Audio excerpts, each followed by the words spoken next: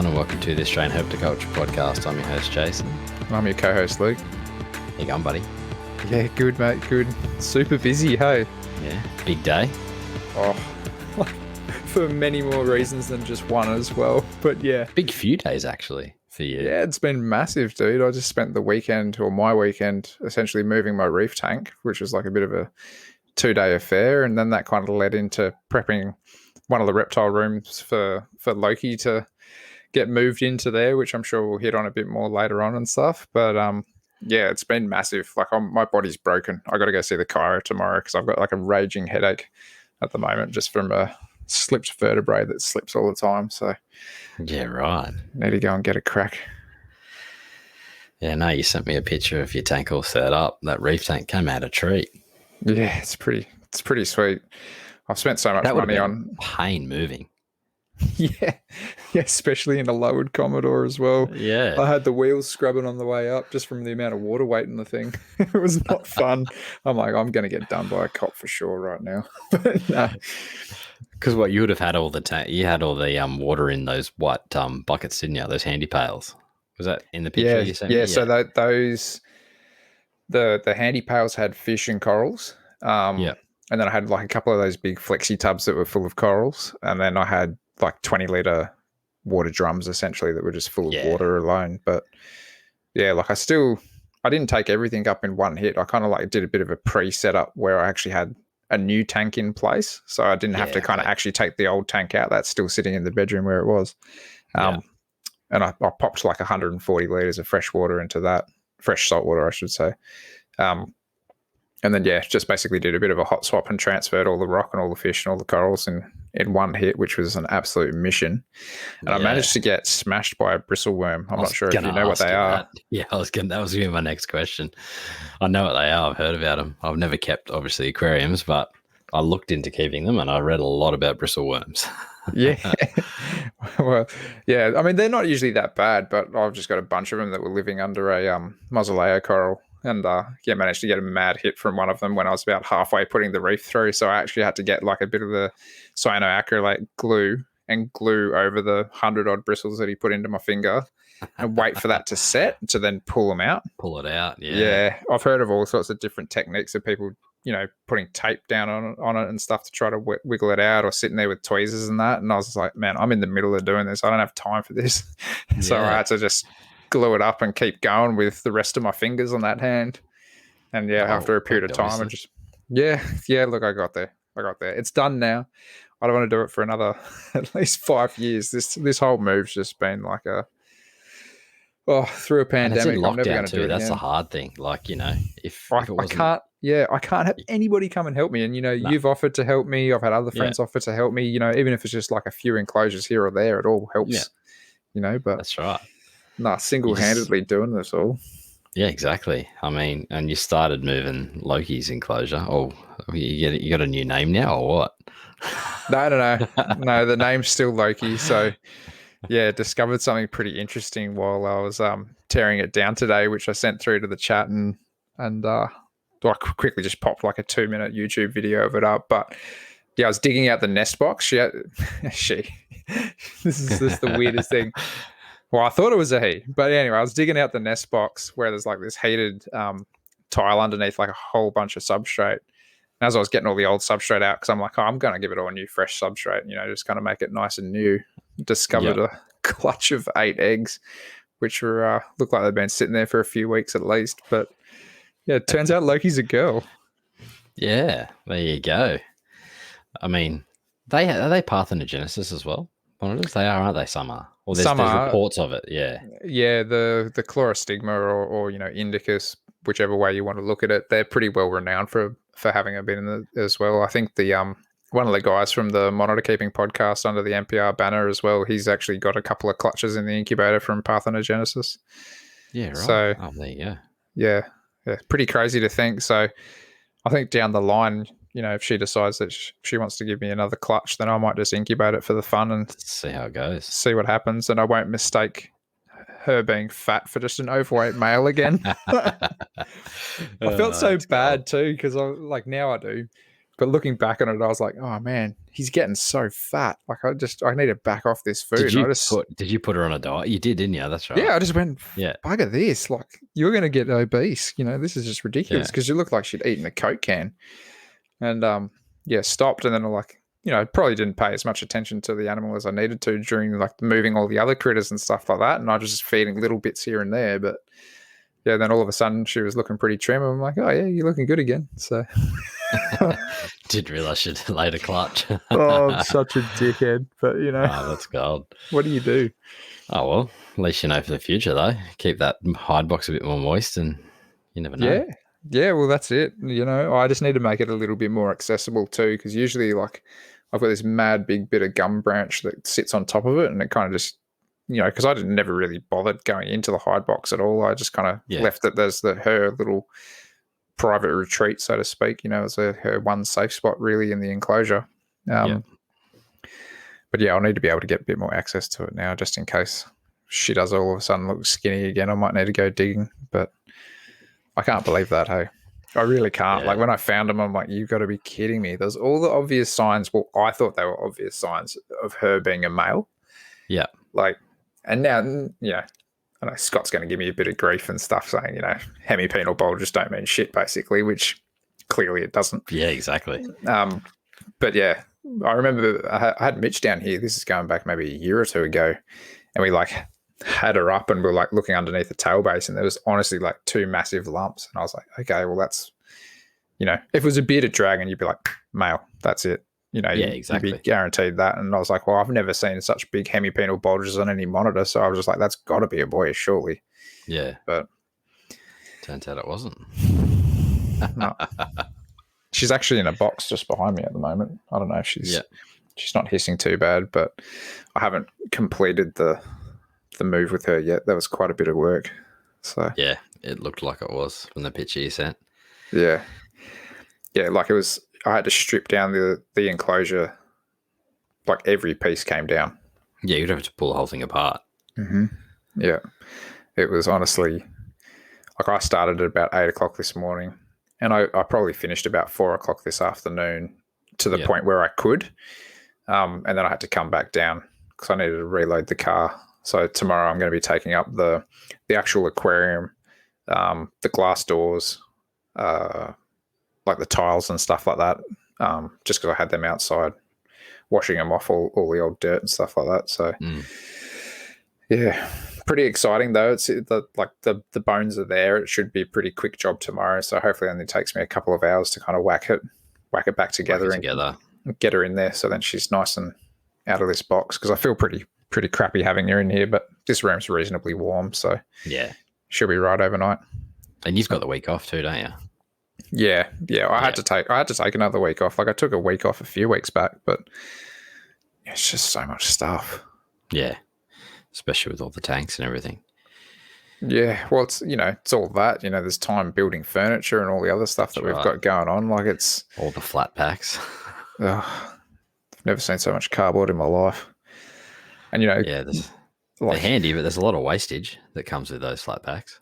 Yeah, it's a little bit disappointing in that sense, really, because you're going, well, they're packed well for a reason, obviously to protect the product, but at the same time you're going, this is all just going back into landfill. But hopefully at least a lot of that paper and stuff, or the cardboard will get recycled and turned back into cardboard, or however they do it. Yeah. But it's exciting. I reckon at the end of this week, like, I'm pretty much in. So you be in there every night, or? Yeah, I want to be. My wife hasn't started packing her clothes yet, believe it or not. So it looks like it might just be you in there, mate. That's what I keep telling her, and I'm like, I reckon give it a week of me just being up there by myself, and she'll come up. Yep. Or she might not. And I might just have my own place. We'll see how that goes. All the reptiles and you, mate. It'll be great. Yeah, there's a lot going on there, that's for sure. Yeah. But no, it's good fun. The room came up a treat, though, in your video. You got... Which one? I've been watching a bunch. Yeah. You did a video of your mice as well. Oh, yeah, the Spinifex hopping mice. Yeah, they're so cool. Are they Mitchell's hopping mouse, or are they different, the Mitchell's ones? Are they the same? I'm not 100% on that, to be quite frank. They could be the same. I reckon there's a whole bunch of them that are like different though, like in that sort of same small rodent type. So I wouldn't be surprised if there's a few different type of hopping mice or something out there.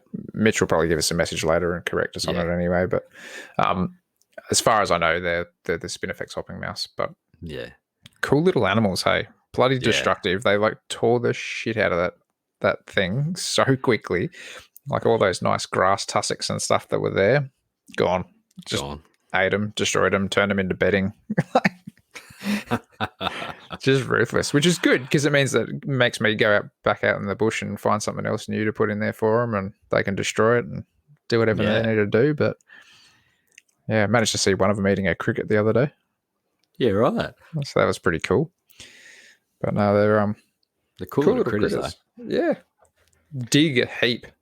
Like, I mean, obviously they do from the country that they come from. You know, like being those arid animals, they need to be able to burrow. But sand just goes everywhere. Hey, I'm kind of glad that I used that little glass panel in the side where the mesh would have been. Yeah.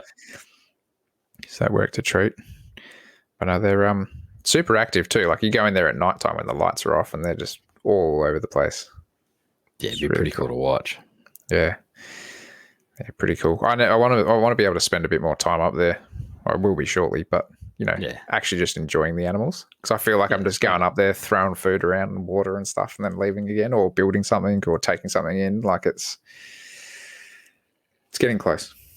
Yeah, you'll be able to just sit back, have a beer, and if your Mitch is watching TV, you can just go do some things in the room and do your thing. It's kind of what I do now, but I've got the kids come down every time I come down now, so it's pretty fun. Tong feeding the forest dragons, and basically he just steals the container and the tongs off me and tries to do it himself and just spills crickets everywhere. It's a good thing you got the glass doors in your cabinet then. Yeah, but he's good though, because he'll go and he'll just pick them up and throw them back in. If he can catch them, he'll pick them up and chuck them back in. But it's pretty funny. It's good to watch. That's awesome though, because at least he's getting involved and has an interest with it, and it's that's really cool. You'll be able to obviously get away with probably a little bit more if your son's got an interest in it as well. Yeah, definitely. He said the other day, he said, "Mummy, we get snakes." I was like, "Yeah, that's it. Get going, mate. Get going." You're training him well. Yeah, I didn't even tell him to say it, so it was good. It was like perfectly timed. I was like, "Oh yeah, excellent. We're locked in here. Here we go." So. Yeah, pretty green ones. Yeah, well, that's what I said. I said, I'll get some green tree buttons for sure, but I'm just got to try and track some down. It's a hard bit. So they're one of those things that when they come up, they just go so quickly as well. Oh, the roughies have been doing the same, I noticed. Yeah. There's been a few ads pop up and they seem to go pretty quick as well. Yeah. So. It's funny how things do that, and I think they're always going to be those kind of species as well that are probably just a little bit less common, a little bit more sought after. They stay small, so it's not like it's a big snake, so that always kind of makes things a bit more attractive. And people still struggle to get clutches out pretty regularly, I've noticed too. So, anything happened with yours, or? The female just shed within the last couple of days, actually, again, so I'm not holding high hopes. If it happens, it happens. If it doesn't, it doesn't. Exactly. Like I just moved house with them too, so it may have just thrown her for a 6, and who knows what's actually going to happen. It's always next year. That's right, and if not next year, the year after. Yeah, like look, I take it as a stepping stone. I got to see a whole bunch of mating this year, so that's always a win. So if they settle down over summer in there and kind of relax and get into a new environment, and I need to spruce up their cage though. If they're not going to give me eggs, I want to give it a bit of an overhaul, which will be nice. I want to go get a whole bunch of new branches and plants and stuff like that for it, which will be good. But no, look, the only action that I've seen recently is I have seen some gill and eye mating. Yeah, 2 different pairs doing that actually as well, and I did catch the boids. Yeah, and that female, actually, I saw her today, and she was like spread-legged across a branch, and it looked like there was just like egg bulges either side of her guts on the branch that she was lying on. I was like, okay, might get lucky and get a couple of baby boids out this year as well, which would be pretty neat. That would be pretty cool. Yeah. Yeah, I wouldn't be complaining, that's for sure. Like I don't think I've bred a dragon at home. I don't think I've bred a dragon at home. I've bred them at work. I mean, but that's like, you just put them in the same box and they do what they need to do. But, I lie. I did breed frill neck dragons, but the closest I actually got to hatching one out is I had one pip and then die. So I didn't actually, and I only had a few eggs in that. So, and the rest didn't go, or they didn't pip. So, yeah, my son's obsessed with frill neck lizards. He's obsessed with them because in Jurassic Park they got the Dilophosaurus. Yep. Which has the frill neck. I don't actually know if it actually had a frill neck, but it has one. So every time he sees that, like I've got a couple of the books on there on the binders down the bottom, have them on the side. And he goes, "Oh, Dilophosaurus lizard." So he's obsessed with them. So he makes me pull up videos on YouTube of them frilling out and stuff like that. Oh, that'll be wicked when you guys can finally come around and, we get a barbecue or something going once all this lockdown garbage is going. We can show him all the lizards and stuff like that. Love it. Yeah, show him Billy, the most unenergetic frill neck that's ever out there. But all he does is sit on a log all day. Yeah, they're pretty good at that. They look good, but the captive ones tend not to frill much. He only does it if I tick him off. Yeah. Yeah, right. If somebody's news is in the room and I touch him, he'll frill for sure. Oh, yeah, that'd be awesome. Sometimes he does it with a temp gun as well. But no, actually, the dot. The yellow, I think it's just like the actual yellow thing itself. Yep. Actually, speaking of frill necks, I got a package today. I just saw that. You're nice. You got your books from Gunter Smeeder. I did. That's how you pronounce them, I think, isn't it? Yeah. I think so. You got all three, didn't you? Yeah, I got the new monitor one, the snake one, and the Australian Dragons one as well. Yeah. So I thought, I was going to do it, then I may as well do it. And they took a while. Yeah, I think they come from America. Okay. Well, that'll explain that then. Yeah, because I think they're print to buy. Like when you buy it, they print. So yeah, they just smell like fresh ink. Yeah. It does smell kind of good. But you see on the back, it's got all these other books on the back. Oh, he's got a turtle one. Nave's got a shopping list. And he's got heaps of fish books too. Yeah. I am a bit of a fish nerd as well. I'm actually starting to get back into fish a fair bit. It's a bit dangerous. Yeah. A bit dangerous. Yeah, I never really got into fish. I never really had the space for fish tanks, so obviously I don't have the space for fish tanks either, but somehow they just creep in. It doesn't help working in a fish shop. Yeah. If I wasn't looking at fish all day, then I'd be fine, I reckon. But anyway. Makes you want them get a little bit more every time you see them. Are you into freshwater? Are you into both, aren't you? Fresh and saltwater? I'm into both, yeah. I've just set up 6 fish tanks in one of the herp rooms. What'd you do with the tanks? Just little ones. What tanks? Pardon me. Did you have tanks on the racks? Or you would have just put them higher up, wouldn't you? Yeah, I just put them higher up. Most of them were empty anyway. I just had a couple that had some leaf tails in it, so I've just chucked them up higher.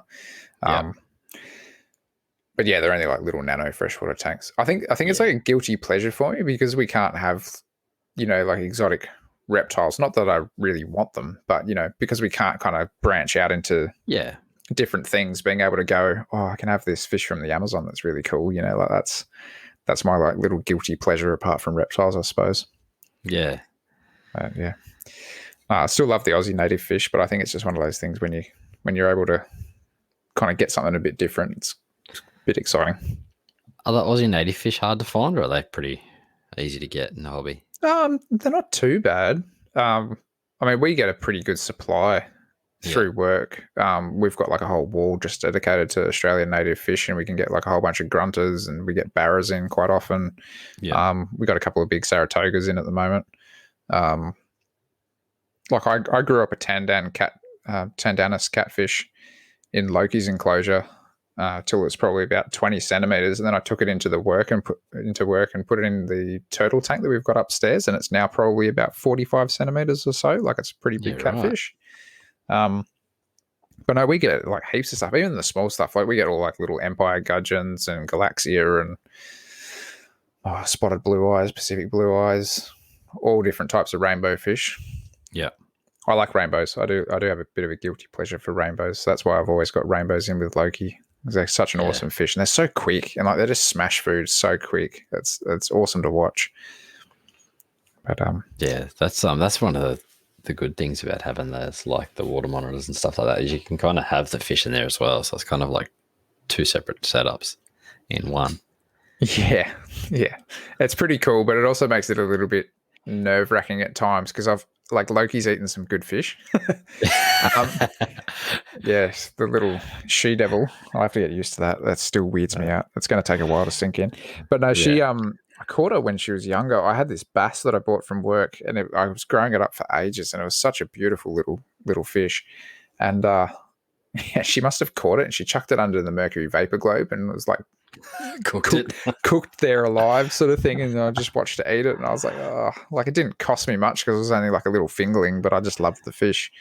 Yeah. And recently I managed to get 4 archer fish for free. And they're usually pretty expensive. Like depending on the size, you're looking at between 45 to 120 bucks a fish. Yeah. And like they were going well for a while, and then she must have laid that clutch of eggs and gotten hungry. And I'm thinking, I'm not feeding that thing because he needs to go on a diet. So anyway, I lost my archers, which was pretty disappointing. I wish I actually kept them in a different tank because they were some nice fish. Yep. Oh well. What do you do, eh? She needed to put the weight back on. Yeah, well, look, it's about as natural as it gets for her too. You know, exactly. Yeah, she'd be up there chasing archers and stuff like that in those sorts of areas. So, it is what it is. But yeah, no, I'm gonna try to pack a bit more food back into her now that I know she's a bit depleted after all of that. Egg laying and whatnot. That's hilarious. 8 eggs too. Yeah, that's fair. No, you get multiple clutches out of them though, don't you? I'm going to assume so. Yeah. So I'm just going to feed her and then see what happens. If she decides to cycle again, then I'll keep going. If she doesn't, so be it. Yeah. She can always trim down later. So yeah, exactly. That's right. I'll just know if she trims down within a week that there might be some eggs somewhere. Yeah. Oh man, what do you do? Anyway, what's new with you, mate? What else is going on? Not too much, eh? Same old, mate. Just work. And I got some new books the other day, though. Old books. So. Oh, you sent me a photo, didn't you? That was was that the haul you got? Yeah. So I got I got 88 Cogger, I think it was. Nice. I got the second edition of the Swanson book with the green tree pythons on the cover. Oh, yep. And I picked up another cogger as well. So I've got 2 coggers, and I also got Snakes of Australia from the Danny Brown series. Yeah, the Elapids and Colubrids. The Elapids, yeah. That's cool. I want that book so bad. I haven't got that one. And although I'm not really into Elapids so much, I just like looking at the pictures of them because I do find them very pretty to look at. Yeah. So, I've got a few more coggers to get. So I've got a few, but I need a few more just to finish the series, so to speak. Was that one with the thick tail on the front? Is that one of his earlier ones? That's the first edition. That's the first. That's the very first one, yeah. So I've got all of the first ones now. I think there's three of them from memory. Yep. I don't have any of the ones with the green tree python on the cover. I think that's the 6th edition, maybe. Yeah, okay. Don't have any of those ones. I got to track a few of them down, and I'm missing a few of the other ones as well. It's quite a few I'm missing actually, but when's the second bookshelf coming? It has to come soon. I think that one's full. I need to put some because they're the long shelf. I need to put some supports in the middle of the shelves because obviously they're only they're starting to bow. Oh, really? Just because there's so much weight on them. But they're only they're only particle board anyway. So they're not like solid pine or anything like that. Like every bookshelf will do it unless I buy the 40 centimeter ones from IKEA, I think. So that'll be a little bit stronger because it's half the width of that. Yeah. So just tack one of them onto the side and just keep going every so often. Just buy one of the wider ones. Keep going. So you end up with a library like Scott. Yeah, I know. I sent it because he sent me pictures of his haul that he got from Andrew Wiles, and I sent him my measly haul compared to his. And he just showed me pictures of his bookcase, and I was just like, oh, that's crazy. Yeah. It's just good to have, like, you know, like books, just old books to reference and read through and see the history and what's changed. And that's what's good about the coggers. Yeah. Like, you flick through them and you can just see them, like, they just get thicker and thicker and thicker and thicker. Like, because there's more species and species get divided and like all this and that. Like, the first one's only like it's probably not half the width of the 7th edition, but, you know, it's probably 3/4 of the 7th edition. Then you've got like the width on it again. So, but yeah, it's just good to flick through some of the old books, see some of the old pictures and this and that, what stuff was called and everything else. Like, I'm definitely finding myself as we get deeper and deeper into this podcast, like actually spending more time with my books now as well. Yeah. You know, like I took a few more books up there the other day, just ones that I had kind of kicking around here, you know, left down here until I moved properly into the new place. And yeah, that first edition of Steve Wilson's Guide to Reptiles of Australia or whatever it is, you know, that kind of series, it's so thin compared to the other ones. So when I actually took it up, it's the other ones like double the thickness. So I'm like, oh man, like it's a lot more in here now, you know, a lot more described species and split species. And yeah, it's pretty cool to be able to just sit down and, as you say, see the differences. Yeah, no, it's good. And like, obviously I like reading through the books as well, but you know, but yeah, there's nothing better than a good book, I reckon. Yeah. So, but it's exciting. The 7th edition Cogger is 1,033 pages, and the first edition is 660. It's a hell of a difference. Yeah. Sorry, the first one, is 584. So the very first one? Yeah, 584. And then the second edition, so the reprint in 1979 was 660. So they added all those pages in then, but then it just gradually gets bigger and bigger. So by like 400 pages too. Yeah. So, so there was like another 30 pages added in from 2014 to now to 2018. So that's the other handy thing about that book, that app. It's just got like how many pages, like obviously whoever's originally logged it in. Actually, it's probably logged in off the number. It tells you how many pages that are in the book as well. Oh, that's cool. So yeah, but no, they're cool, those old books. What was the name of that app again? I know that I know it, but I'm just going to get you CLZ Books. Yeah. Yeah. So I heard that. Eric talking about it, because I shot him a message telling him what it was, because he's using a different one, I think. Pretty much sounds the exact same as the one I use. It might even be better. Who knows? I heard Scott told me about this one, so I jumped on this one. Yeah. But it'd probably be a pain to switch everything over now to another one, because I've got all the ones added in there and little notes added in on certain books and stuff like that. But, no point changing if you've already got it and you're already paying the subscription or whatever for it. So yeah, it's just handy. It's so handy. Yeah. But there's a few annoying things about it. Like, I wish you could, like, in the personal section, like a personal note section, I wish you could just add a picture in there, like, of, you know, whatever you wanted, like just add another picture in there. Yeah. Okay. Like, especially if it was your own section, you know, it's not going to affect the listing for anybody else or something like that. Yeah, exactly right. I don't know if you do change that stuff, if it actually does affect that. I'm not too sure, because I know I've changed the covers of some of the books, but I've selected custom image. But yeah, I don't know if it changes that, because obviously everyone could change the book essentially. Yeah. So I'm not too sure. But like, if you start loading some of the coggers, they'll have the same publication date. So like, if you loaded in a bunch of the first editions from the 70s, they'll all have the same publication date, which was like the first one. So they'd actually go in order. And then some of the other ones had different pictures, because the actual date on the publication was, you know, an older date, but it's got the picture of the other book, because it's just the way it's just referenced, because it's got the same number. But so I've changed a few of the pictures so I can see what's what. But it'd just be handy if you could add in your own little pictures. That's just me being me, though. Well, you never know. Could be a suggestion to the app maker or something like that. They may have already had that kind of suggested to them as well. Yeah, I mean, I'm sure, you know, people collect other types of books out there as well. It's not just us reptile nerds that collect books. Yeah. There's people that collect all different types of books. So. But no, it's good. I've got a few more coming as well in the mail soon. So I've got a couple off Scott. Some of his books, or you're buying some off him that are other people's?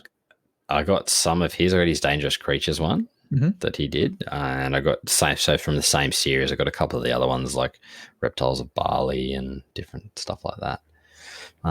Just all reptile related still, but one thing I did get today that I haven't flicked through yet is the red-bellied courier from the Australian Herpetoculture Society. Oh, yeah. It came in the mail today. A bit annoyed, though. The postie just shoved it in the mailbox. So. Is it a bit jacked up? I was like, oh, you bugger. Not, to be honest, not as bad as I thought it was. Like, the bottom's a little bit scuffed, but that's about it. But yeah, I was kind of like expecting it to be creased or something, but there's no creases on it. But no, so I'm yet to flick through that one and have a read. But I was pretty keen for that one. Some awesome images in it.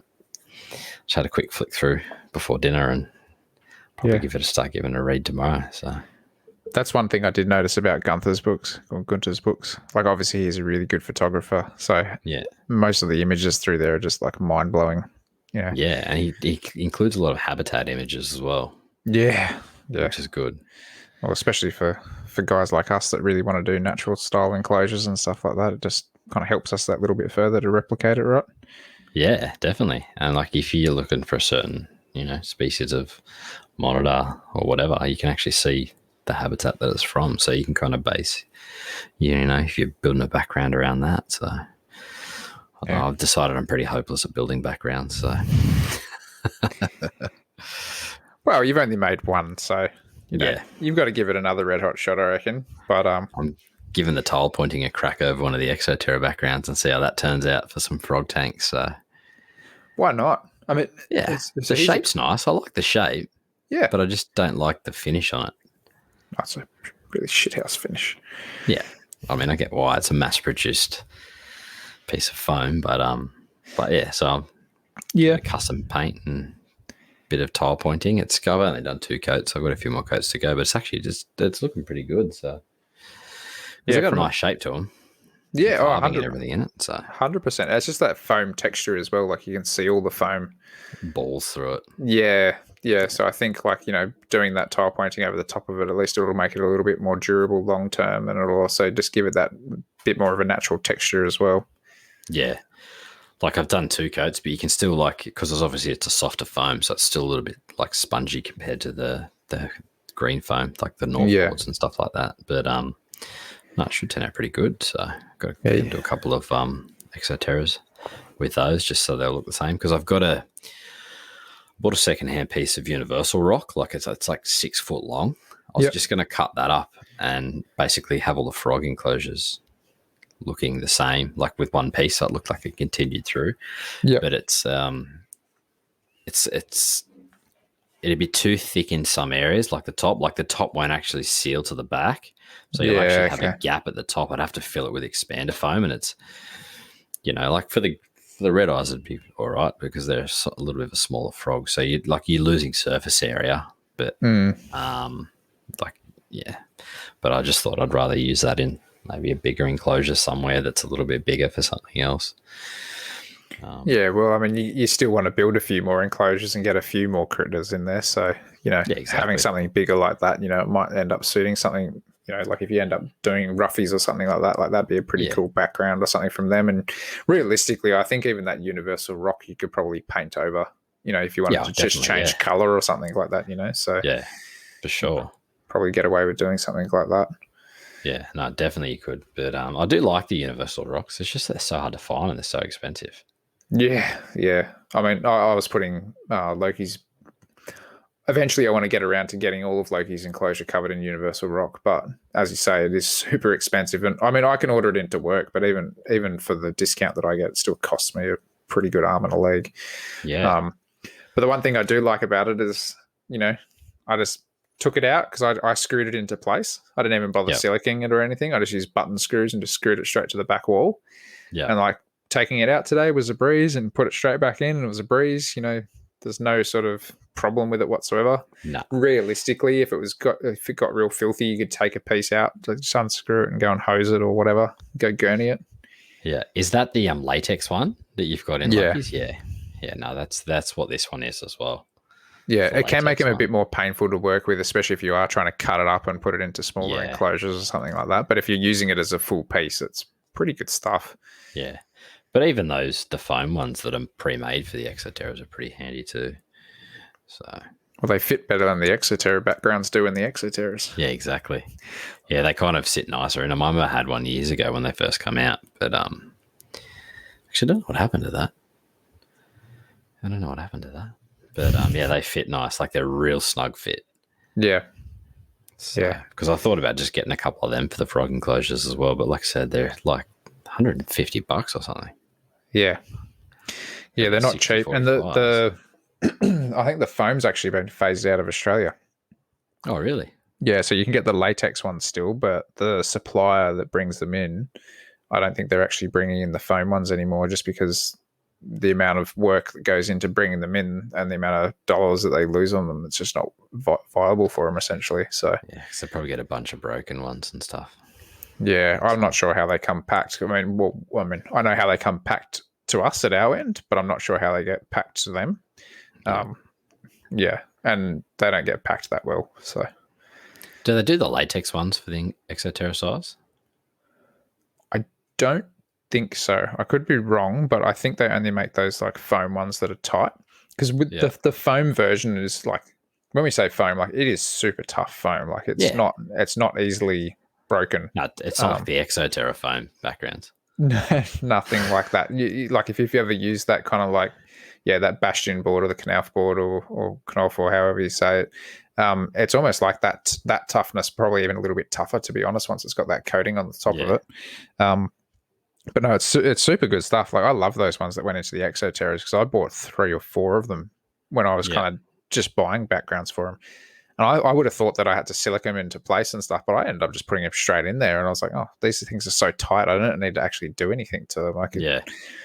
Yeah, they were perfect. I've still got one in that frog tank that I've got at home.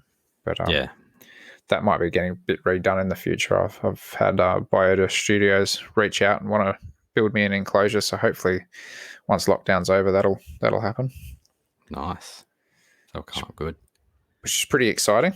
And then I think you were reasonably keen on that tank anyway, as it was. So we might end up being able to do a trade if you don't want to, or if you want to. It's up to you. Yeah, I'll be down. Doesn't bother me. I mean, it's already planted and everything. All you need to do is add your own frogs. I'll probably just have to give it a bit of a clean out first, but I'll leave the plants in there for you. No, I might even try and source some of those Exoterra backgrounds, I think. I'll see how this one's not Exoterra, the Universal Rock ones, I think. I still like them. It's a good shape. They're a little bit more natural than those Exoterra ones. I think of those Exoterra ones, especially if you do the pointing on them, that'll turn out pretty good. Because you'll be able to color it how you want to and stuff as well, which will be good. But in saying that, at least those ones, the Universal Rock ones, are kind of like a nice sandstone color, and got those proper ledges and stuff on them as well, which the animals can actually use. Yeah, so I'll probably still try and source a few, I think. I'll see how this one turns out. No, my luck, I'll probably want to change it. So, are you painting the sides of it as well with the tile pointing? No, I was going to, but I won't because I don't want to scratch the crap out of the glass when I put it in. Yeah, I know there's a little bit of a gap on the foam, but I don't want it to be too tight, so I thought I'll just leave it. The sides aren't too bad. The fit's more the top and the bottom that don't fit that great on those foam pieces. So I just did the top and the bottom with tile pointing, but not the side. I just left that bare foam. Yeah. No, good call. I mean, worst case, you could always just run a thin silicone bead down it or something like that just to kind of hold it into place. Yeah. Wouldn't really need much. I wouldn't go overkill with the silicone because, you just try to pull those out and you just snap them into pieces. Oh, yeah. Yeah, especially after you've already done the work with the tile pointing as well. You probably want it to be removable. Yeah, so I might, I'll probably go down that track and source some of those Universal Rock background ones before they're all gone, I think. So it's a shame you can't buy the rolls of it anymore. The big rolls you should be able to buy. You still can, but they're hard to find. I remember years ago you used to be able to just buy the big basalt roll and all the other rolls and stuff like that. Yeah, you can still get them. They're on the website of the supplier, but it's expensive stuff. So I was only looking at that with my boss the other day because we were just, what are we doing? We were ordering a new range of LED lights for aquariums, and it was from that same supplier that brings in Universal Rock. And then we were looking at the Universal Rock there too, because I was thinking about doing a bit of Universal Rock for the hopping mice. Yep. Just to kind of fill that in. And I was just like, I just can't warrant the money right now just to even order it, for my discount as well, which is pretty solid. But yeah, no, you can still get the rolls. I really want to get one of those rolls as well, just to finish Loki's enclosure right off. Yeah, because you could choose the whole roll across the whole thing. Yeah, well, I mean, I need to do the sides of the enclosure. I need to do like the top of the hide box, the top of the ledge and stuff like that. So I just wrap it around everything and just tack it with button screws. Yeah. And paint the screws so then they don't really seem too obvious. But that's the plan one day. Yeah, one day. When I win the lotto. Lots of plans. That's a problem. That is the problem. I've got more plans than sense. So yeah, same here. I get distracted. I'm like off on this tangent, and then all of a sudden I'm off on the next tangent, and before you know it. Yeah. It's one of those things. But I had actually got my flash diffuser the other day too. Oh, really? Yeah, so I'm keen. You're ready? Do a bit of herping now. So I got that all sent in the mail. I don't know how to pronounce the brand that makes them. Well, I know the guy's name that makes them, but I'll just bring up his Instagram. I don't know how to pronounce it. It's like Cygnus Tech. So CYNUSTECH. So he makes like diffusers for like macro lenses and stuff like that. So a lot of guys have been using them and raving over them. So did it have like a red back or something as a label on it? Yes. Yep. Yeah, like a sticker. Yeah, that's his label. Yeah, so maybe it's. I know he's a bit of a. Pretty sure he does some herp photography as well, but he's more of an insect guy, like spiders and jumping spiders. He's got a few frog pictures and stuff like that. So maybe that name's some type of insect-related thing. I think maybe. But no, go give him a follow. He's got some awesome macro pictures of jumping spiders and stuff like that. So. Just a shame that we won't be allowed to cross that Queensland border this time. This century probably at this rate. I know. It's pretty firm. Yep. Yeah, it's pretty locked in at the moment. We'll see what happens over the next. I mean, the cases have stayed the same every day. It's still over 1,000. So. Yeah. Well, the vaccinations are going up. So yeah, I think I know the coast is up to 80% of first doses. So I get my second one on Saturday. So yeah, I think I get my second one in a couple of weeks myself. Yeah. Yeah. I had a pretty shocking reaction off the first one there. Oh, did you? Yeah, I had a killer headache, dude. Like I was down and out for the rest of the day. Like, was it the Pfizer one or the AstraZeneca? Yeah, Pfizer. Yeah. So I heard the second one's going to be worse, so I'm not looking forward to that. I've heard people say the first one was worse. I've heard people say the second one was worse. I've heard people say they didn't get anything from it either. Yeah, exactly. It's just, yeah. Yeah, I've heard a few people say they got nothing at all. And most people, in fact, I know got nothing at all. But my parents got whacked by it on the second one. But yeah, but no, it's sad times. So I don't know if we're going to be able to go on that Cape York trip with the way that Premier is locking everything down. So I know, but we'll be able to do a bit of regional stuff. I'd love. I was thinking, I'd be so stinging to go and try to find some sanguinas and levis or something like that out Western New South Wales. Yeah, just go on a drive out to like Broken Hill or something. Just go on a mad mission. I'd just be stinging to find anything. Yeah, I'll be walking around my backyard this weekend with a flash, just like the neighbours going, "What is this idiot doing?" It should be flash. Flash thinks it's a thunderstorm or something. So, be taking photos of snails in your backyard during the rainstorms. Yeah, that's probably exactly what I'll be doing. There's nothing in my... Yeah, except I found an Asian house gecko the other day on the wall. But are they coming up your way? No, it's the first one I've seen, to be honest. Yeah, we get a fair whack of them down here, hey? Yeah, no, that's the first one I've ever seen. Like I've heard of people just like finding them around here, but that's the first one I've seen. But I got a heap of broadtails. I got a couple living under the house, so right in the wall cavity where the front deck meets the wall, so I see him every time I'm under the house running cable or whatever. So But I'm hoping those frogs start up down the road pretty soon. I thought they might have on the weekend with that bit of warmer weather and the rain we had last night, but I didn't hear them last night. So, dude, my my little filler crower at home, he's going bonkers at the moment. My wife's like, "Are you serious? This thing just keeps going." I'm like, I've never heard him croak so much in my life. Like, he's just, I don't know if he's having a good year or what, but yeah, he's yeah, right. How old are they? Oh, maybe 3, something like that. I'd take a guess what he is, but it's hard to say, really. Yeah. I didn't raise them from tadpoles myself, so I don't know. Yeah. But you're right. Like that weekend, that was a cracker of a weekend. Hey, it was like got to like 29 up here. Yeah. So. Yeah, I was moving the reef tank going. I could be doing something better right now. I could be having a couple of beers, relaxing, and then go out for a night walk. Go out to the local. Actually, I saw a few guys went out to the local not too long ago, and like all the waratahs and stuff were in bloom. Like, yeah, it's the biggest bloom they've had in a while. So that's pretty cool to see that. Yeah. I saw one fella. He got a stack of good photos of some black cockatoos. So that was really cool seeing them eating all those the casuarina nuts or whatever they are. Yeah, smashing those. I love those black cockatoos. They're probably my favourite cockatoo. Yeah, that's on the one-day list. When I've got like a big backyard that I can do an aviary or something like that in, I'd love to get a pair of them.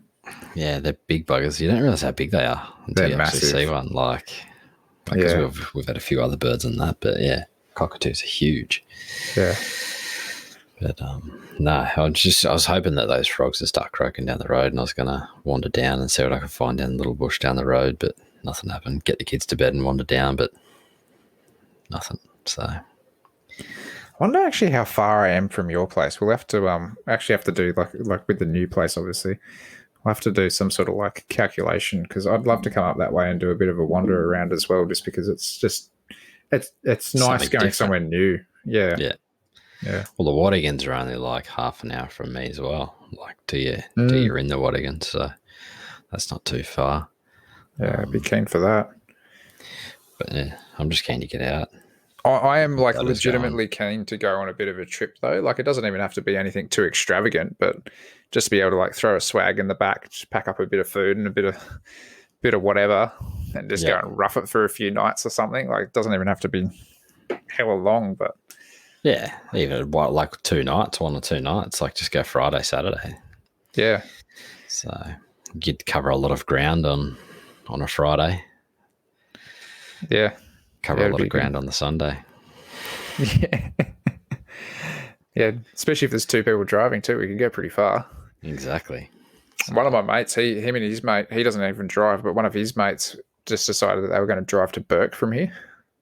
Like, this is before lockdown and everything, but he's just like, no, he just pegged it pretty much the whole way and got out there, and they went to go and try to find, there was a sighting of a rare bird or something like that, and they just legged it straight out there to see if they could find it, and didn't find that, but they found a whole bunch of cool herps and stuff while they're out there. But, that's awesome.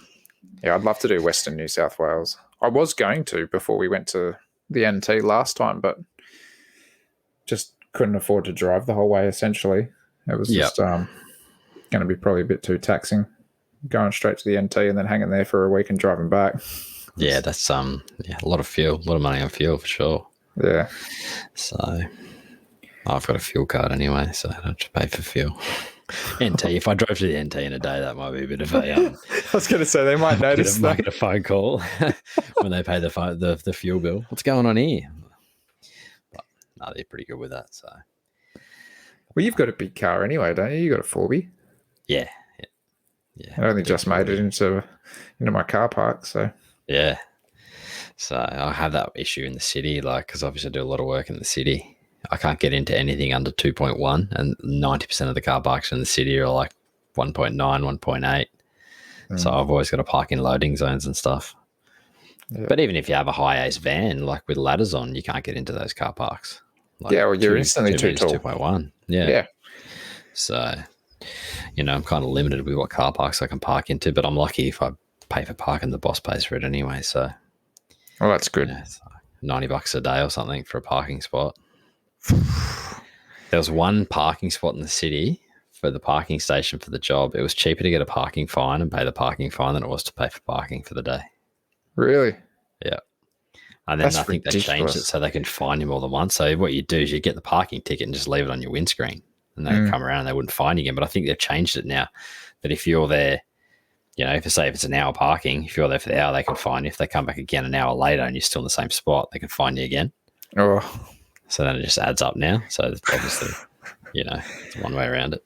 But, some parking fines are ridiculous as well. Like, I got a ridiculous one once for parking too close to a corner. It's $290. Yeah. That was my first day at High Tech. I had that. I think I had my back wheel was actually parallel to a double line. I didn't even realize it. Yeah, and I got stung for about $300 for that. So it's crazy. Yeah, we had a young apprentice. He didn't realize it was a disabled parking spot. Like, he didn't see the sign because it was covered by the tree. He parked in the spot. It was a $500 fine. Yeah, he goes, I didn't even realize it was. Like, he goes, that's like my week's wage gone. Yeah, Maggi noodles this week. Yeah. So, poor bugger. But yeah, he was, I didn't even realize it was. Like, he felt he was bad, obviously, because he parked there. But yeah. That's crazy. It's one of those things. Hey, did you catch that photo that was floating around of that scaleless shingleback? I did, yeah. I did. Not my cup of tea. I did have a double look. Kind of looked like a ball bag, but you know. That's exactly what I thought too. I was like, is this a G up? And then I started moving. I was like, yeah, I mean, I hear a lot of things about the scaleless animals having issues and stuff like that. But yeah, I mean. It was a yeah, definitely not my cup of tea either. Like, I've never been into scaleless reptiles. I think scales are what kind of makes a reptile personally. But, you know, if you're into morphs and stuff like that, then there's plenty of people that might be interested in that sort of stuff. But the one thing that got me, though, is, like, out of everything, like, a shingleback is so well renowned for scales. Yeah. Like, that's what makes it a shingleback. So weird. Yeah. I remember seeing it going, what is it? Like, and I thought it was fake at first. Yeah, but it was a video, and I was like, it just looked, yeah, it looked like a ball bag, like you said. Yeah, it's a bit ruthless, but yeah, I know. That's what it did look like. What is it? Like, I like a lot of the color morphs on, like, the blue tongues and stuff like that. Like, oh yeah, kind of stuff. But there's some awesome paint jobs out there. But yeah, I don't know. But I mean, even like the scaleless adders and stuff like that, like, they looked a little bit.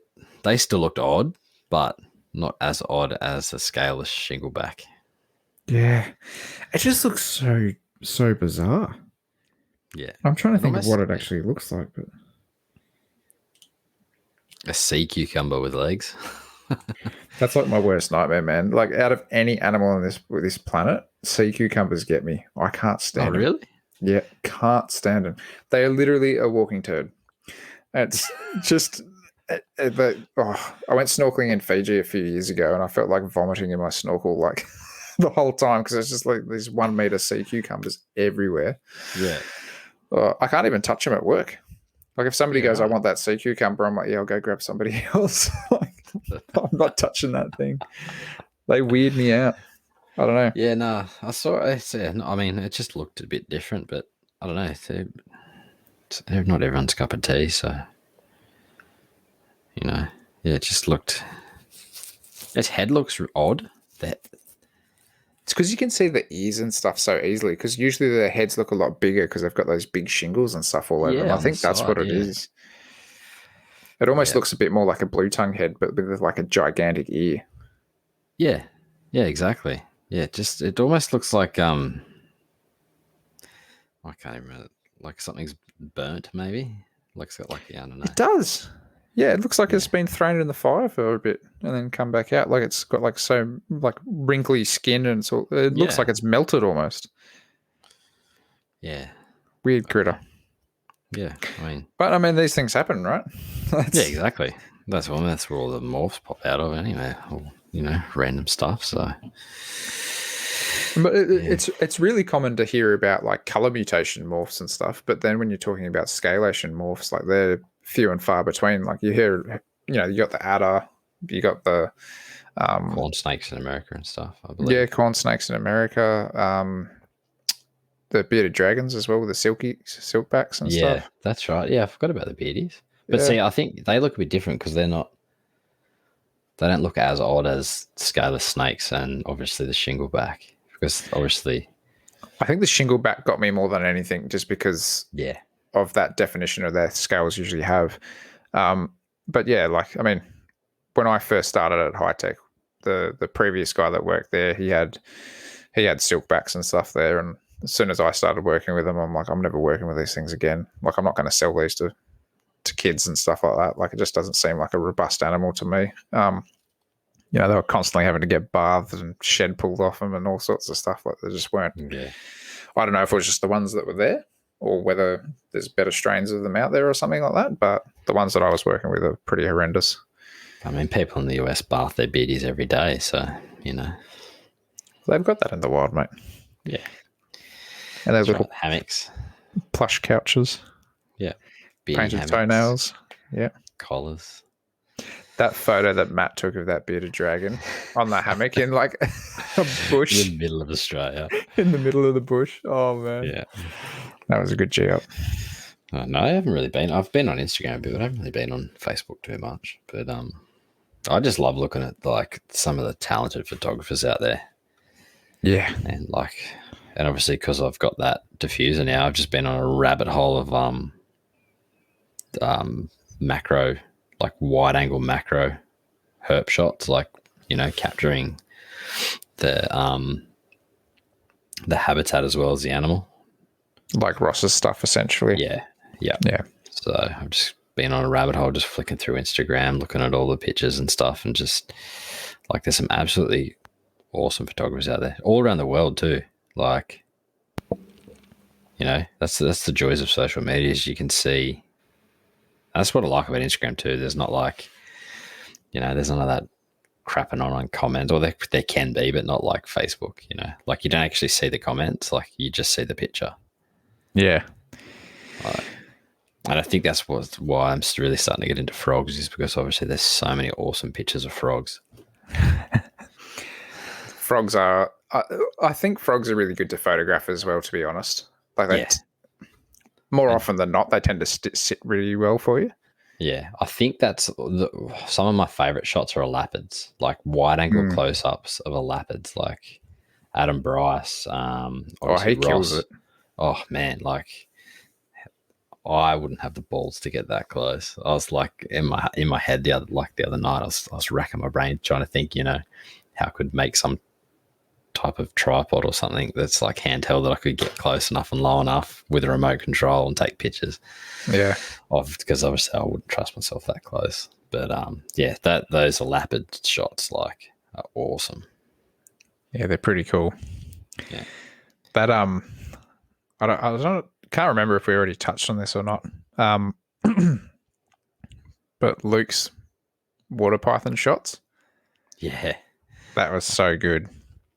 The video was nailed, yeah. Yeah. He got smashed. Well, he's got the same diffuser. So that diffuser in that video is the one I got. So I think he actually recommended it to me. It was Luke. So yeah. That video where he's kind of like the water python's just hitting the diffuser a couple of times. Yeah. And he's just going, okay, all right, calm down, or whatever he was saying to it. That was so gold. But the shots actually turned out really well. Yeah, his photography's come in leaps and bounds since, because he's only started quite recently, I believe. But we just need to get out there, mate. We need to stop talking about it and start doing it. Yeah, unfortunately, we're just locked down at the moment, so we'll start and open up a bit soon. Yeah, they're talking within the month or about a month, so maybe we should start making some rough arrangements, rough ideas, because spring's the best time. Yeah, really.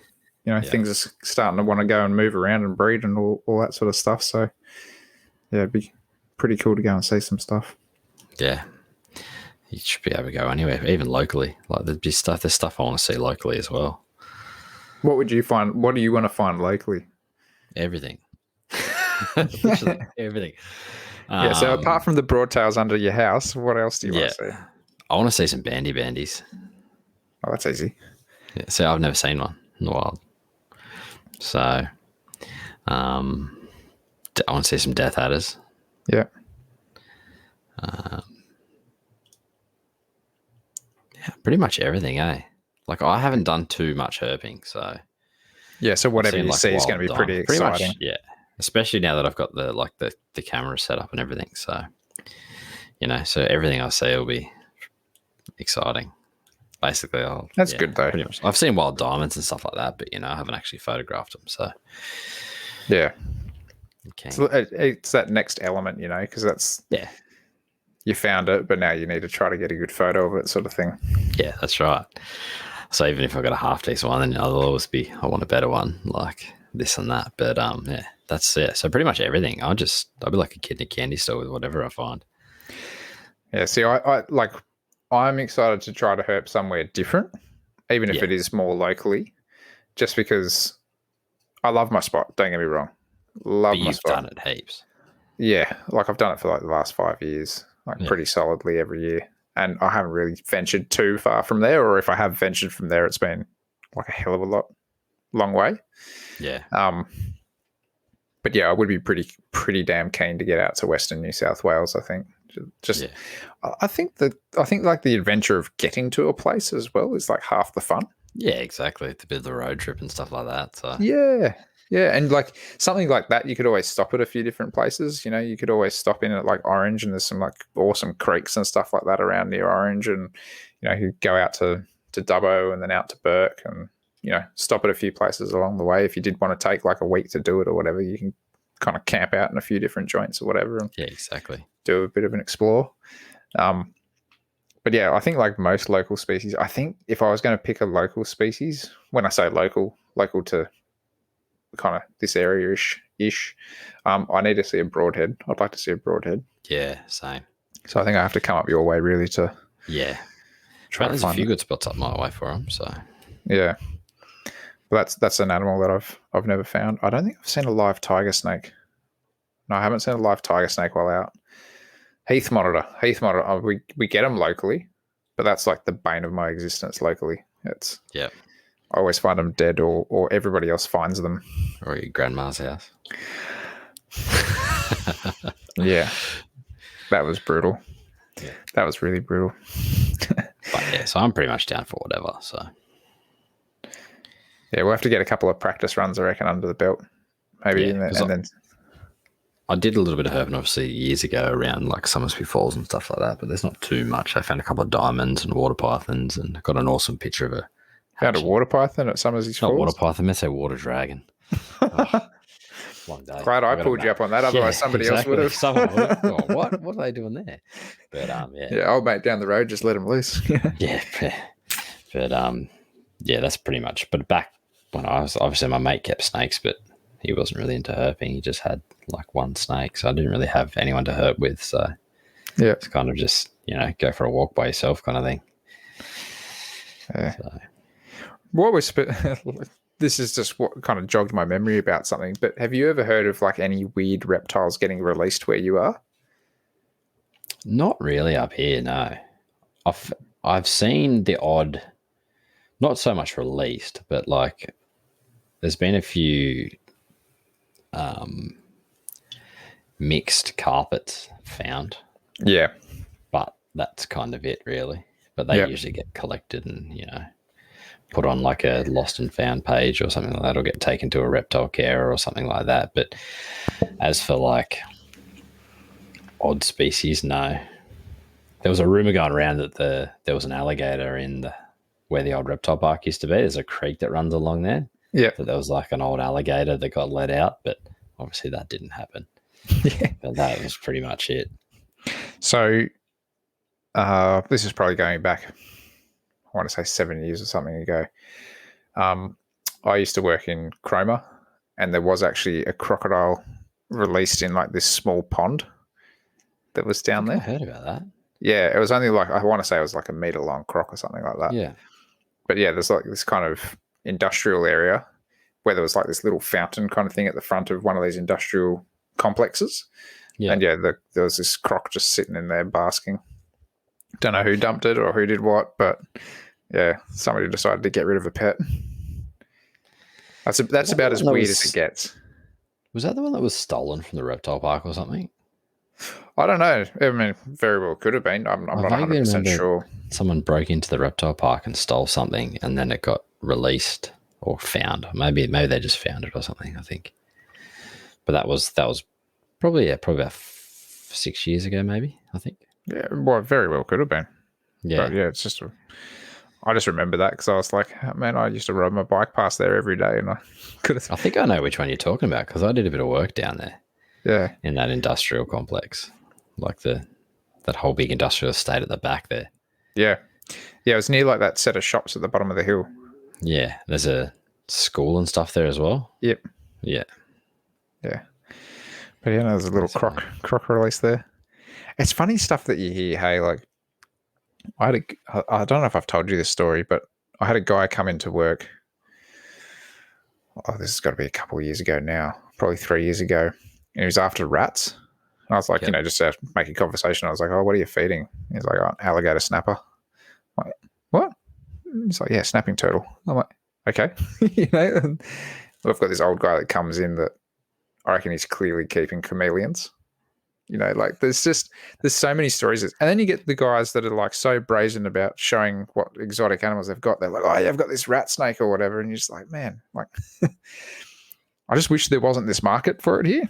Yeah. Like we've got what we've got, sure you can be happy with that, but yeah. I mean, there's always been people that have had corn snakes and like you see the odd picture of like a boa or something like that. Like you always see, my mate's got this boa, or whatever. Like you always hear stories of that. But there's that wild population of corn snakes down in Sydney.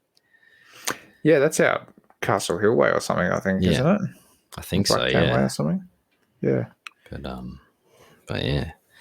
No, there's always stories of, this bloke I know years ago used to have a corn snake or this and that. Like, yeah, as soon as someone hears you keep reptiles, you hear this story of, oh, yeah, my mate used to have a corn snake, or this person used to have a red-tailed boa or something like that. Like, you always hear stories of it. But, yeah, no, what, do you know where to get corn snakes? You can't keep corn snakes, mate. We've got awesome stuff you can keep. Just keep them. Yeah. I mean, yeah. Well, don't get me wrong. I'd love to keep some of the stuff that they can keep overseas, but, at the end of the day, we're not allowed to, so it is what it is. For obvious reasons. Yeah. But, yeah, let's just look at the cane toad.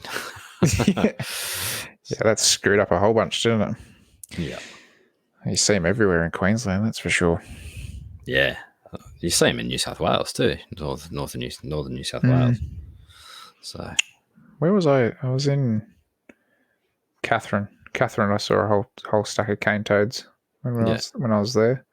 That was pretty disheartening. I didn't see them up through like Fog Dam or anything like that though. I'm sure they're there. I'm sure I just didn't see them, but yeah, I saw them down in Catherine, which was pretty disheartening. But it is what it is. Yeah, they're making their way across the top end. So, well, they're into WA now, aren't they? Yeah, apparently into near the Kimberley. So, there's a good book, Cane Toad Wars. Right, it's a good book. Is that Rick? Yes, it is. Rick Shine did that, didn't he? Yeah. Yeah. So that's a good book. But yeah, it is what it is. I guess there's not much we can do about it, really, unfortunately. No. I have to read something on that because I know Rick's done a bunch of studies and stuff on those, and yeah, I'd love to know more about it, and like just the fact that when I was living in Queensland in 2011 or whatever for a brief period of time, like a good wet night came on and the cane toads would just be out in like plague proportions, and it was just like the locals just used to go out and you go and collect them and do whatever and get rid of them, sort of thing. But yeah, they kind of say that that's almost not doing anything, Yeah. So, but yet you're coming home with a bag of 200 toads and you're going, surely this is doing something. Yeah, you'd think so. Yeah, but it's good to see some of the native animals are bouncing back, and some have worked out how to eat cane toads and stuff like that. Like, flipping them over and eating them from the bottom out, sort of thing. Yeah, instead of the top, that's the magpies or something, wasn't it? Yeah, yeah. Some bird, I think, was doing that. Yeah, yeah, some type of bird. But no, that's good to see. But yeah, it'd be interesting to see what happens when they reach the Kimberley. They're throwing down those cane toad sausages or something, weren't they, as well? Which were kind of like a weak mix of like the cane toad poison. So then, like, animals would get like a little bit sick off it, but they wouldn't die off it, and they'd go, "Oh, that smells like this. I'm not eating that. That thing made me throw up, or whatever." Yeah, but I don't know if that's had any efficacy or anything like that. So, just see. I haven't really read too much up on the cane toads recently, so. Well, they haven't been in the news. I think it's just become part of day-to-day life with them, unfortunately. I think so. Yeah, I think so.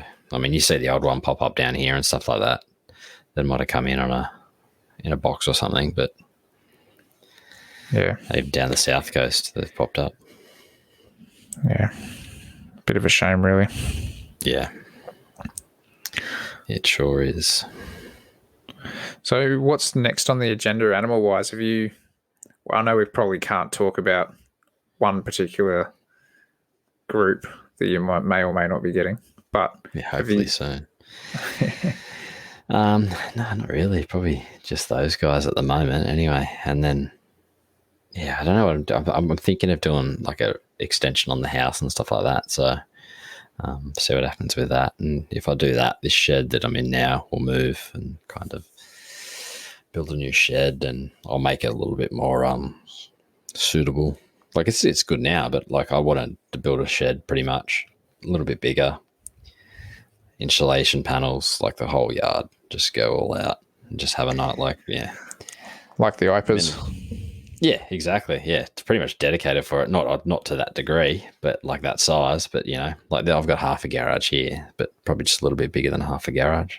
And obviously I'd have like office and stuff in there as well. But yeah, the list is pretty much still the same. I don't think I'll add too many more to it. Maybe a few more frogs and stuff, but that's probably about it. You haven't found anybody else kind of lining anything up for you? Haven't really looked, to be honest. Yeah. Like, I don't want to look, because if I look, then I'll find them, and then I've got to get an enclosure, and then I've got to, just eats into book money. Yeah, exactly. I've been going pretty crazy with the books lately, so. But yeah, so I'll set up what I've got, a couple of extra tanks for the frogs and that coming and stuff like that, but yeah, apart from that, I've still got to build the turtle pond and stuff. So it's like, I've still got all that stuff happening. Like, it's all the stuff I've got to do, though. Yeah. So, all takes time. Yep, unfortunately. But yeah, no, pretty much my list is still the same. I think I'll just stick with that. I'm happy with that. Larger enclosures. Yeah. For everything. Like, if I get green tree pythons, I'd keep them separate. I wouldn't keep them together, I don't think. So. Yeah, fair enough. But I'd probably keep the roughies together when I get roughies, I think. So what makes you want to keep the roughies together and the green tree pythons not? I don't know. Probably more of I had a bad experience with green tree pythons that I kept together when I'm trying to breed them. Yeah. Like, obviously came in one night, opened the enclosure, and the female just grabbed the male on the head, coiled him up. And I was like trying to take him off the branch. Got him off eventually, chucked him in the tank, in the tub, turned the water on. That took ages to separate. Like, she had him, like she was just going to eat him basically. And then basically a couple of weeks later, he just kicked the bucket. Yeah, so right. I lost the male. But yeah, I think more so, yeah, I don't know, because they have other night time, they've got a super strong food response. Yeah. My ones did, but mine do as well.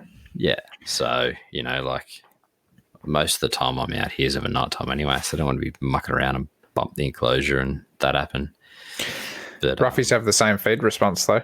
Yeah, I know, my roughies did. Yeah. So I don't know. But my roughies have tried to eat each other.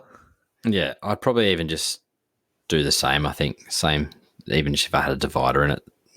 Like, I don't know. I do like the idea of a nice large enclosure, but at the same time. Oh, peace of mind's a good thing though.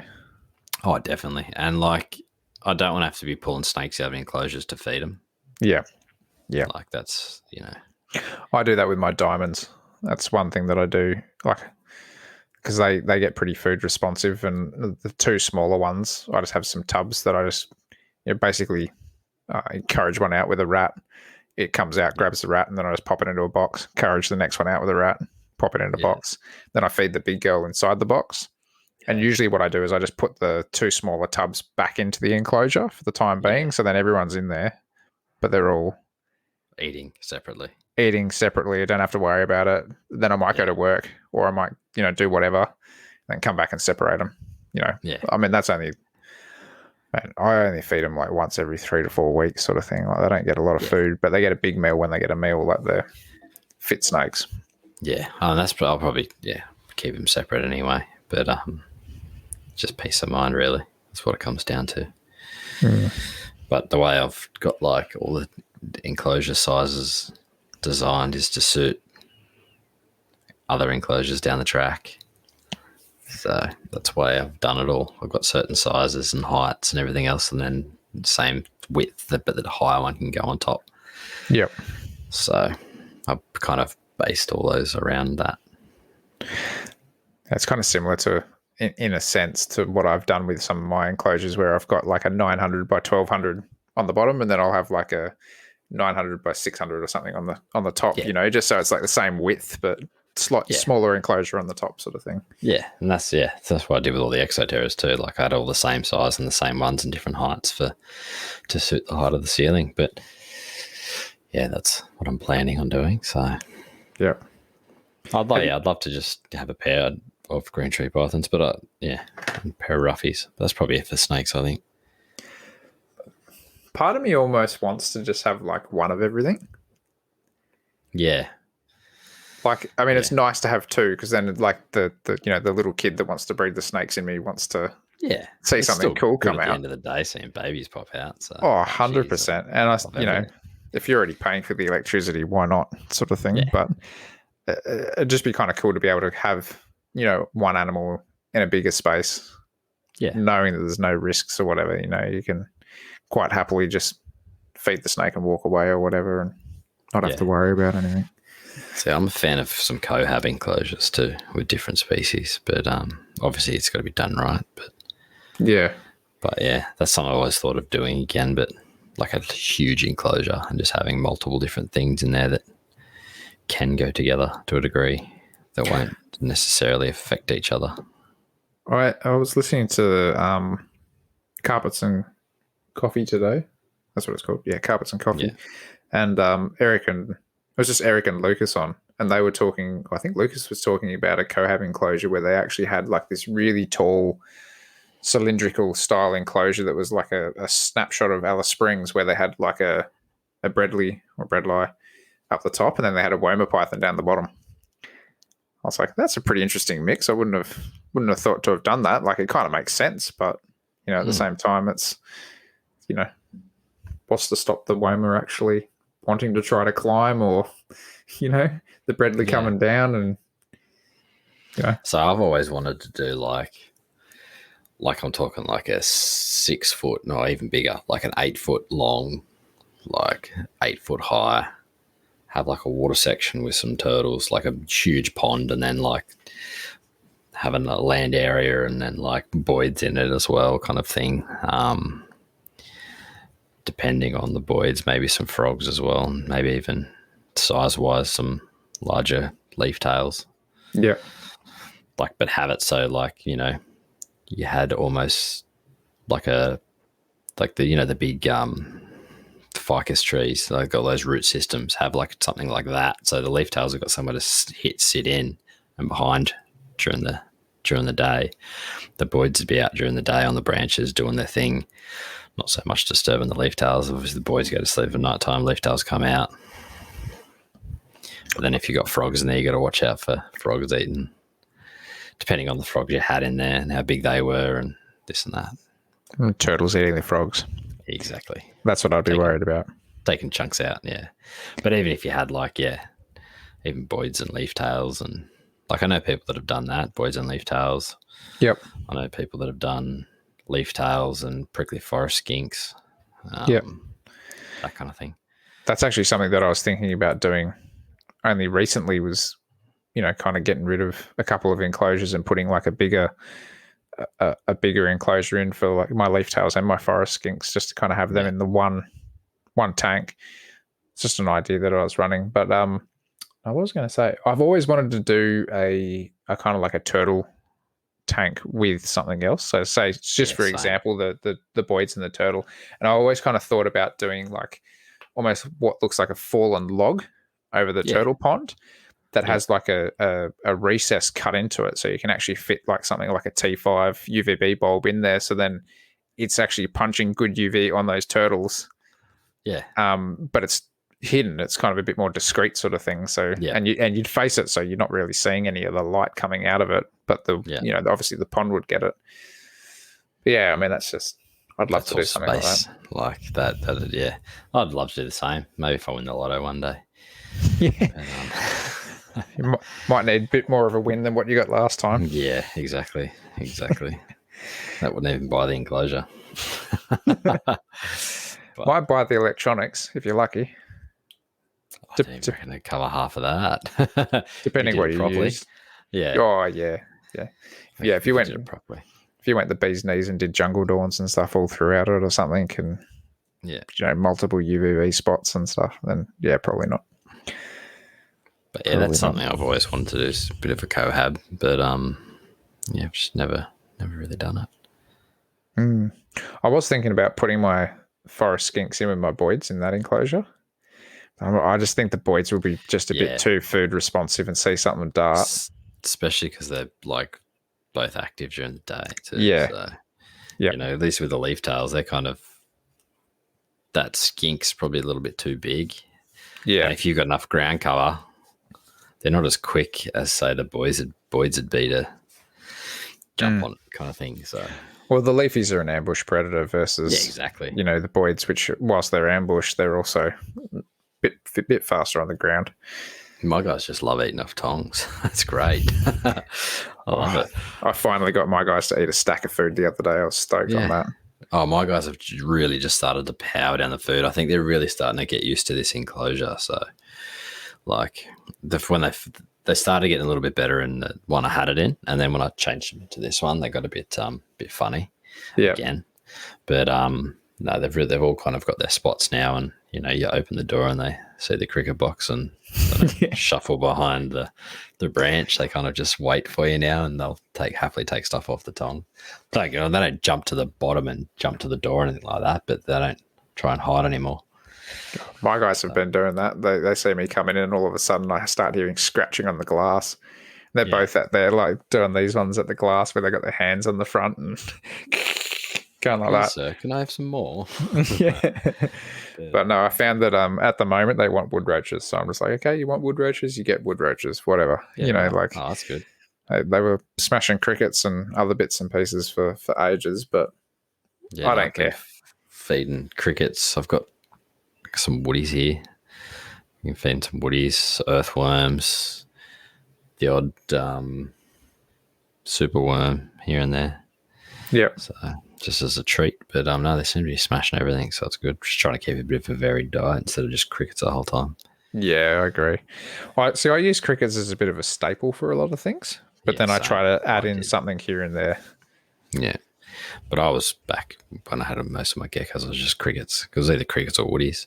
Yeah, but I obviously didn't have the woodies here, so it's pretty much just crickets. But, yeah, that's good. I'm hoping to reignite my woody colonies once this lockdown's over. I might have to hit up a friend and see if she's got a few spares, just because she usually kind of sorts me out with a few bits and pieces here and there. But so I bought a box of woodies from the pet shop, and I've just got them set up in a little tub, and that was when I first got the boids, and they're still going.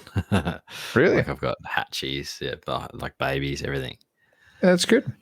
Yeah, so I'm pretty stoked. Like, obviously, hopefully it just keeps going and going and going, because I'm not feeding them that often, so I'm not decimating the colony. Yeah, so I'm just feeding them larger ones here and there, so the small ones have got time to grow and this and that. So yeah, it's kind of handy. But keen to do this frog tank and offer some woodies to I've got like if I chuck woodies in with the frogs now, they'll just get lost in all the leaf litter and that as well. So, I really think woodies are really good for tongue feeding animals. Yes, I agree. Like I used to be very heavy-handed on just throwing them into enclosures, and what I found out very quickly is they get out, they make a mess, they end up everywhere, hide behind everything, under everything. Yeah, so it's so easy to just do that. But if you got a bit of so I don't mind doing that with crickets because I feel like once the crickets, or if the crickets get out, which they do in my place, they tend to just end up carking it. Or they don't last too long, sort of thing. Whereas if the wood roaches get out, they establish a population pretty quickly. Yeah, really quick. But no, that's all I'll do. I just tongue feed the woodies, so it's kind of good. I need to get some more flu on though. I've actually got a little bit here. I don't need to save for redoing some lips on mine. That got hard to find at one point too. Flu on. Yeah, you might. Well, I mean, I haven't looked for. I haven't looked for a while, but I remember I looked at it years ago, and it was everywhere was out of stock. And like everything, it just goes through a wave, right? Yeah, exactly. And F10 was hard to find at one point as well. It's all over eBay at the moment, mate. So you should be pretty safe. There you go. So got to order a little water pump too. So. Oh yeah. The enclosure. Just gonna do the same as what I did. Pretty much the exact same, yeah. Yeah. I'll see how this background goes, but but I just like that. I like having a little bit of water in there. I just think it looks nice, something different than, because I'll have obviously this other enclosure will almost look similar to this Boyd's Forest enclosure. Yeah, but smaller. It's probably giving people a hint. Hey, when you were asking about that foam earlier, did you actually mean the sponge? You remember how you sent me the message asking about the black foam? Yes, you meant sponge, didn't you? Yes, yeah, aquarium sponge. Yeah, any good aquarium shop should have that. Yeah. I watched your video you had the other day. Oh yeah, your red-eyed tree frog one from yonks ago. Just man, that was my feed. It's like really? It's like my phone's listening to me. Well, it's good to know that the algorithms are working somewhat. Yeah. So you can actually watch this. You can actually get it on. I'm pretty sure. Yeah, you can, and you can get it in some decent sizes and decent thicknesses for reasonable price. If you want to wait for it to come from China or something like that, which might take you a month, but you could order it for pretty damn cheap. Otherwise, most aquarium shops should have it. What we're actually talking about here, just for the listeners at home, is essentially a really coarse black aquarium sponge, which allows really good water penetration, but it kind of allows you to build up a bit of a land area, to have some logs and leaf litter and stuff like that on. Almost like the egg crate does with fly screen, but a little bit. Yeah, it gives your plant something to root into as well. And I found that really worked well in this particular enclosure that I think's inspired Jason to try the same sort of thing, is because the umbrella plant that I got, that thing's absolutely thriving in there. It's going mental. So it's Did your palm do all right? Palm's still there. Yeah. Yeah. Yeah. I think as long as you don't get I don't know what the technical term is, but as long as it's the roots that are in the water and not the base of the plant, then it's not so bad. Whereas I don't think the umbrella plant cared at all. No. That thing was mental. So it definitely needs a haircut. Yeah. But no, I'm keen. I don't know, I like something about the water. You find frogs around water, so it makes sense, right? Something different, yeah. You keep, because I kept everything else kind of similar. I'll tell you what, though, this ficus that I put in this Boyd's and the palm I put in there are going nuts. Really? The amount of growth I've got on these now is insane. So what do you put that down to? Do you put that down to the light, or did you put that down to the special soil? Yeah, the special soil. I reckon both. I'm struggling to keep the two ferns down the bottom alive, so I'm going to say it's obviously the soil's good, but the light as well. Yeah, okay. Because obviously there's not much light getting down the base. Is that just because the other plants are blocking it out? Yeah, that's exactly. Yeah, so where the light is, the two plants are blocking out the light down to the bottom. Yeah, okay. So I'll have to reevaluate what I put down the base of the enclosure. Some type of moss might do it right in some of the areas down there. But one of the boys keeps dimming the bloody lights, so I've got to change it. I've got the lights mounted. I come in the other day and it was like sunrise. Just that's his favourite spot. It is. It's funny. All you see is 2 feet in the tail. So it'd probably be pretty nice for him to, sit on something a little bit warmer too, if they did want that little bit of residual heat. So I'll probably do what I've got in this other enclosure, cut a little vent in the top, put mesh in it and sit it all on mesh rather than inside the enclosure. Yeah, that'd be cool. Yeah, that's another day job. Yeah. I'll finish off this other enclosure. But the lights, I like those lights. They are a nice light. Yeah. There's so many good lights coming out in the market lately too for plants. I've noticed. I was on a bioactive page the other day, and there's a new light coming out. I don't know if it's coming out in Australia, it might be in America, but it's new light LEDs coming out left, right, and center for plants. So it's good. Yeah, it is a crazy world that we're living in reptile wise at the moment, and it's so funny to see this massive shift into everybody wanting to do a bit more natural enclosures and trying out new technologies and things like that just to try to improve the animal welfare or tinker around with it and see if they can do things differently. It's pretty crazy. It's even like, as I was saying, I was listening to that episode with Eric and Lucas, and Eric's talking about using the infrared. I don't know the brand he was using, if they were the Arcadia ones or whatever, the deep heat projectors above his diamond pythons, and how much his diamonds were loving those versus the incandescent bulbs or whatever he was using before. Yeah, I'm thinking of if like I got roughies using those. I've heard some pretty good things about those.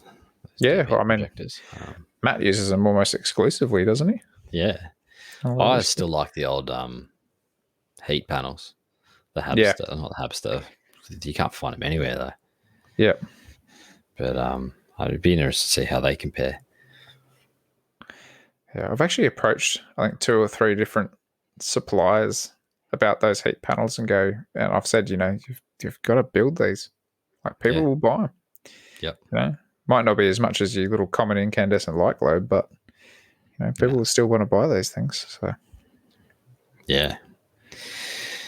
I can't find them anyway. I've got one spare one kicking around in a box, and I'm like, I'm saving you for a rainy day build. I know it's coming at some stage. If it's in a year or 2, it doesn't matter. But they're good. Yeah, I had a bunch in my green sheep python enclosures. They're still in the same enclosures, but the mate's got those enclosures. So you can't buy them new anyway. I even hit up the people in America that make them, and they just don't. Seem like there's no interest for them to make them for Australia. Wow. So I don't know what the go is, whether it's just too much of a pain. I know you can buy the ones from America and then get a transformer, like a step-up transformer for one. Step down from 240 down to 110. You can use their ones, but just a waste. Yeah. Waste of, it's pointless running a step-down transformer and all this and that. Like, it's all wasted electricity. I suppose so it's heating, but, it's wasted electricity as well. But, yeah, I've already had my first electricity bill. Shock? No, it wasn't a shock. It was only I think it was only like a month or something that they charged me for this one, but it was less than what I thought it was going to be. But in saying that, I still don't have half the stuff there. So, it's going to be a little bit bigger, especially now Loki's enclosure's going in and the reef tank and a few what other I did bits. was just worked out how much my quarterly bill was, roughly on average, for every whatever it was, divided it by like how many weeks it was, and just paid like that amount every week. Yeah. The Energy Australia.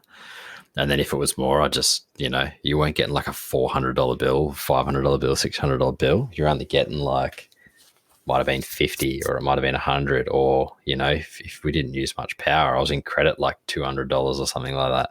Yeah. So then the next bill comes, and if it was a bigger one, like it might have even been 0.